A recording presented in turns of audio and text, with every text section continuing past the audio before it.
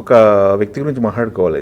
శ్రీహరి గారికి మీకు రిలేషన్ బాగుండేదని. చాలా బాగుండేదండి కదా, చాలా బాగుండేదండి. శ్రీహరి గారితో కాంబినేషన్లో ఎన్ని పడ్డాయమ్మా? శ్రీహరి గారి ఓన్ బ్యానర్స్ 5 సినిమాలు చేశాను.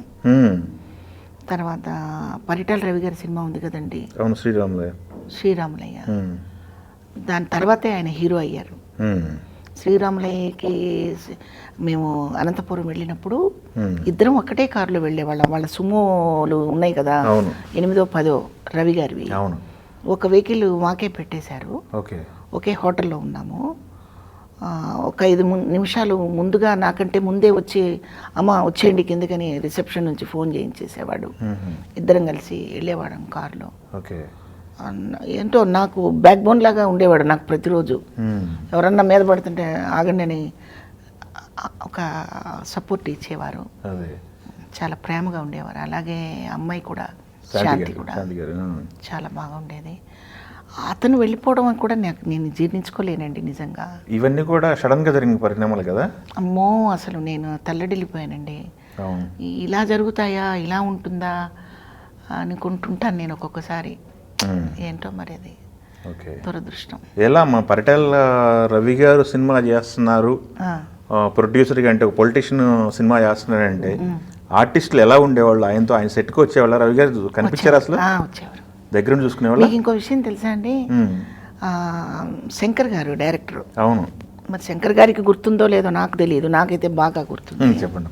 జనరల్గా బ్రేక్ టైంలో ప్రొడక్షన్లో ఏం చేస్తే అదే తినేస్తారు, గబగబా కానిచ్చేస్తారు.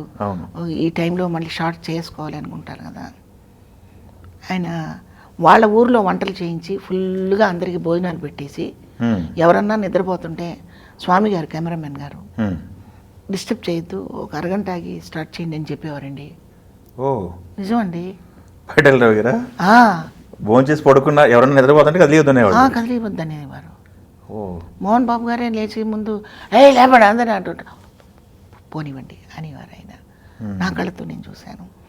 ఆ తర్వాత షెడ్యూలు 10 రోజుల ముందు అయిపోయిందండి. అనుకున్న దానికంటే అయిపోతే సౌందర్య గారికి, నాకు, మిగిలిన ఇంకా ఆర్టిస్టులందరికీ కూడా 10,000 రూపాయలు చీరలు పెట్టి చక్కగా పుట్టింటి గౌరవాన్ని ఇచ్చారండి ఆయన.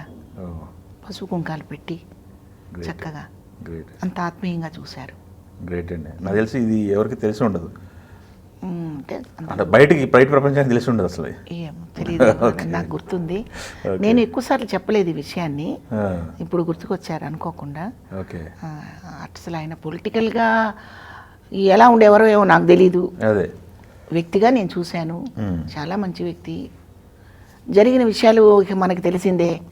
ఆయన కుటుంబంలో జరిగిన ఒక దుగ్ధతో కొంచెం రెబల్గా ఉండటం, వాళ్ళ ఫ్యామిలీని నిలబెట్టుకోవడం కోసం అదే కదా శ్రీరాములయ్య. ఆయన నేపథ్యం అది. వ్యక్తి చాలా మంచి వ్యక్తి.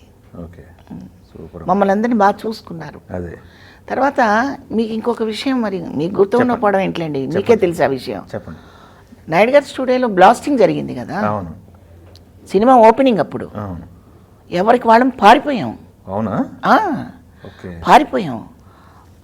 మేము బయటకు వచ్చేసాక, స్టూడియో దాటాక కారు మీద నుంచి ఒక చెయ్యి వెళ్ళిందండి. అవునండి, మేము ఇంటికి వచ్చేదాకా ఇంటికి వస్తామని నమ్మకం లేదు, అలా పారిపోయాం. పారిపోయిన మరి షూటింగ్ టైంకి పారిపోతే మేమందరం కూడా సినిమాకి పిలవకుండా ఉంటే బాగుండు అనుకున్నాం. అవునండి, భయపడిపోయాం. సౌందర్య అయితే అసలు చేయనని చెప్పేసింది ఆ అమ్మాయి. నాకు భయంగా ఉందండి, నేను చేయలేనని చెప్పేసింది. అయితే అటువంటి ఆర్టిస్టులందరినీ కూడా నా ప్రాణానికి మీ ప్రాణం అడ్డం వేస్తాను, ఏమీ జరగదు, నేను చూసుకుంటాను అని చెప్పి అడుగడుగునా సెక్యూరిటీతో పెట్టి, తర్వాత కార్లు వెళ్ళే రూట్ అంతా చెక్ చేసేవాళ్ళు. డైలీ అలా చేసాం షూటింగ్. అదొక ఎక్స్పీరియన్స్ అయితే. ఎక్స్పీరియన్స్ అండి. మరి మోహన్ బాబు గారు